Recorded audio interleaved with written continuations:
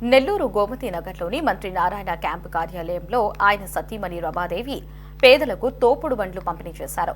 చిరు వ్యాపారాలు చేసుకుంటామని టీడీపీ కార్యకర్తలు కోరగా వారికి తోపుడు బండ్లు అందించారు. తోపుడు బండ్లు బాడుకు తీసుకుని వ్యాపారాలు చేసేవారికి మంత్రి నారాయణ అండగా నిలవాలని సంకల్పించారని, అందుకే సొంత నిధులతో విడతల వారీగా తోపుడు బండ్లు పంపిణీ చేస్తున్నట్లు పొంగూరు రమాదేవి తెలిపారు. కార్యకర్తలకు ఏడాదికి 10 కోట్ల రూపాయలు సొంత నిధులు కేటాయిస్తానని నారాయణ మాట ఇచ్చారని ఆమె గుర్తు చేశారు. తిరిగినప్పుడు అవసరం ఉంది, వాళ్ళు తోపుడు బండ్ల కోసం అడుగున్నారు.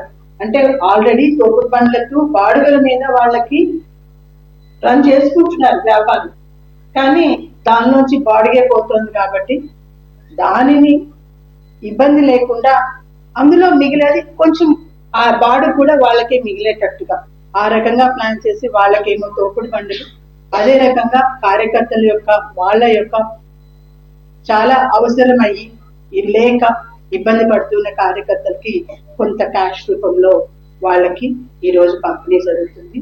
అందుకు ఇక్కడికి అందరూ ఇచ్చేశారు. మనము ఇప్పుడు ఆ కార్యక్రమాన్ని ప్రారంభించాం.